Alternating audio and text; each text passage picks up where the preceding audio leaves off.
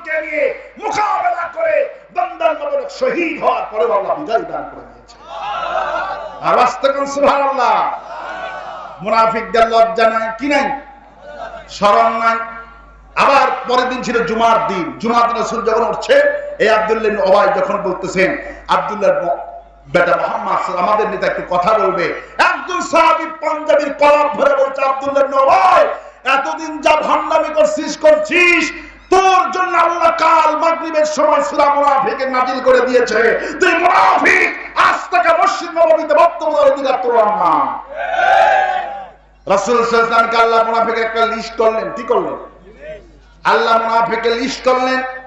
জিবরাইলকে বলেন, জিবরাইল আমি চলে যাও, রাসূলকে এই মুনাফিকের লিস্টটা দিয়ে আসো। সাহাবীরা যাদের ব্যাপারে সন্দেহ পোষণ করতেন, ওরাই মুনাফিক। 5 ওয়াক্ত নামাজ পড়ে, কি করে? 5 ওয়াক্ত নামাজ পড়ে, কোরআন তেলাওয়াত করে, কোরআন খতম করে, কিন্তু রাসূল নেতা হোক, এই কোরআন দিয়ে সমাজ চলুক, এই মুনাফিকেরা চায় না। আমার ভাইরা, রাসূল সাল্লাল্লাহু হুযায়ফা রাদিয়াল্লাহু আনহু ডাকলেন। একজন সাহাবীর নাম ছিল হুযায়ফা রাদিয়াল্লাহু আনহু। তাকে বলছে, হুযায়ফা এই লিস্ট আল্লাহ আমাকে দিয়েছে, এই লিস্ট আমি তোমাকে দিয়ে গেলাম। আল্লাহু আকবার। আল্লাহ এই লিস্ট আমাকে দিয়েছে, এই লিস্ট আমি তোমাকে দিয়ে গেলাম, তুমি দেখবা এই লিস্টের মধ্যে কারা কারা আছে।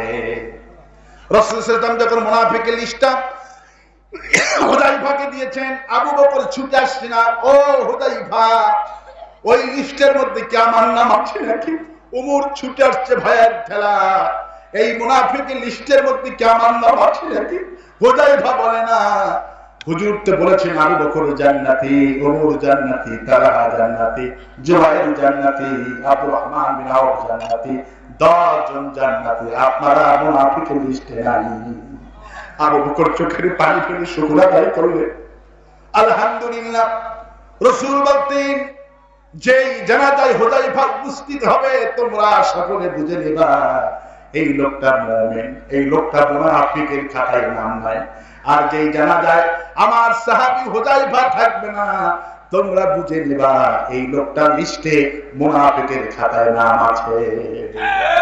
যখন মদিনায় কোনো মানুষ মারা যেত, জানাজার সময় যখন কোনো মানুষ কথা বলতেন, সাহাবীরা তাকায় দেখতেন এই জানাজায় হুযায়ফা আসছে নাকি, যেহেতু রাসূল তাকে লিস্ট দিয়েছে। সাহাবারা দেখতেন হ্যাঁ হুযায়ফা কোণে দাঁড়ায় আছে, সবাই খুশিতে বরবাদ হয়ে যেত যে একটা মুমিনের জানাজায় শরীক হয়েছি। আবার যখন দেখতেন হুযায়ফা জানাজায় না, লোকেরা আফসোস করতে হলো মুনাফিক হুযায়ফা আসেনি। আল্লাহু আকবার। হুযায়ফা আসেনি, মুনাফিক। এমন মুনাফিকের ব্যাপারে আল্লাহ রাব্বুল আলামিন নিষেধ করে দিয়েছেন। মুনাফিক আব্দুল্লাহ ইবনে উবাই মারা গেলেন, কলিজার মধ্যে এত ভয় ঢুকছে, মনে রাখবে ছেলেকে বলছেন, ছেলে রে আমি যদি মরে যাই, রাসূলকে আমার সালাম বলে দিও, আর বলে দিও রাসূলের কাফন জুব্বা যেন আমাকে দিয়ে কাপড়ের ব্যবস্থা করা হয়। রাসূল সাল্লাল্লাহু আলাইহি সাল্লাম মৃত্যুর পরে ছেলে আসলেন, ইয়া রাসূলুল্লাহ, আমার আব্বা আপনার জুব্বা দিয়া কাপড়ের ব্যবস্থা চেয়েছে। রাসূল করিম সাল্লাল্লাহু আলাইহি সাল্লাম তাই করলেন, নিজের জুব্বা দিয়া আব্দুল্লাহ ইবনে উবাইকে কাপড়ের ব্যবস্থা করে দিলেন। রাসূল চলে গেলেন ইমামতি করার জন্য। ওমর পাক তিনি ধরে হুজুর জামাতে হুজুর চিনে ধরে, হুজুর এখন এই মুনাফিক জানাজায় যান না। হুজুর বলছেন, ওমর আল্লাহ কোন আমাকে নিষেধ করেন না, আমি যাব। রাসূল চলে গেলেন। সাহাবীরা বলল, হুজুর আপনি এই মুনাফিককে কবরে নামান। সুবহানাল্লাহ। মুনাফিক তো বলছে না আব্দুল্লাহ ইবনে উবাইকে কবরে নামান, রাসূল করিম সাল্লাল্লাহু আলাইহি ওয়াসাল্লাম নিজে কবরে নামালেন। একটু চিন্তা করুন, রাসূল সাল্লাল্লাহু আলাইহি ওয়াসাল্লাম কবরে নামালেন, রাসূল মাটি দিলেন, নিজে কবরে নামালেন, নিজের গায়ের জুব্বা দিয়ে তাকে মোড়ায় দিলে কাপড়ের ব্যবস্থা করলেন। আল্লাহ রাসূল সাল্লাল্লাহু আলাইহি ওয়াসাল্লাম দোয়া ধরেছে কবরের পাশে। রাসূলের দোয়া যখন শেষ, জিবরাইল আমিন হাজির, আসসালামু আলাইকা ইয়া রাসূলুল্লাহ, আপনি কার জন্য দোয়া ধরেছেন? আল্লাহ এই মাত্র আয়াত নাযিল করলেন, ইস্তাগফির লাহুম আও লা তাস্তাগফির লাহুম ইন তাস্তাগফির লাহুম 70 মাররাতান فلن يغفر الله لهم ذلك بأنهم كفروا بالله ورسوله والله لا يهدي القوم الفاسقين। যখন আমাদের আলেম আমার উস্তাদরা যখন এই আয়াতের তাফসীর পড়াতে ছিল, ক্লাসের ভিতরে এক একজন সাহাবীরা এক একজন ছাত্ররা কাঁদতে কাঁদতে পাগল হয়ে গেছিল। আমি মনে মনে ভাবতাম আমরা কখনো বক্তা বানাই, মানুষকে এই কথা বললে কুলুবুহুম মারাদুন, অন্তরের যে রোগ আছে এই রোগটা আল্লাহ দূর করে দিবে, ভয় ঢুকে যাবে। রাসূল দোয়া করছে, চিন্তা করে মাথা খাটান। রাসূল কবরে নামালেন। আমরা তো অনেকেই মনে করি আমার পীর যদি আমার ইমামতি করে আমার কবরটা জান্নাত হবে, আমার কবরটা কপালটা ভালো হবে। কিন্তু আল্লাহ পাক বলেন, কি বললেন? ইস্তাগফির লাহুম আও লা তাস্তাগফির লাহুম। হে রাসূল, যে ব্যক্তি কবরে মারা গেছে এই ব্যক্তির জন্য ক্ষমা চান অথবা না চান, 70 মাররাতান, যদি 70 বারও লাগাতার এখন থেকে দোয়া করেন তবু আমি দোয়া কবুল করব না। কত বড় কথা! যাদের অন্তরে এই রোগ আছে একটু চিন্তা করেন, রাসূল দোয়া করে তাহলে ক্যান্সেল করে দিয়েছে। 70 মাররাতান, 70 বার দোয়া করলে কবুল হবে না, কারণ এর আপনাকে নিতে মানে নাই। কি করেনি?